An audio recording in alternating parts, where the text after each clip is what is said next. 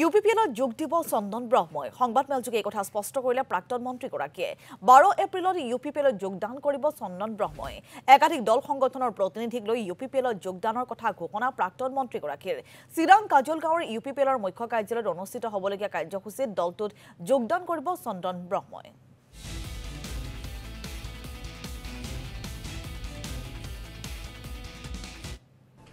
আজি আপোনালোকক ইয়াত লগ পোৱাৰ মূল উদ্দেশ্যটো হ'ল আগন্তুক 12 তাৰিখ 4টা বজাত চিৰাং জিলাৰ হেডকোৱাৰ্টাৰ কাজলগাঁৱত বৰ্তমান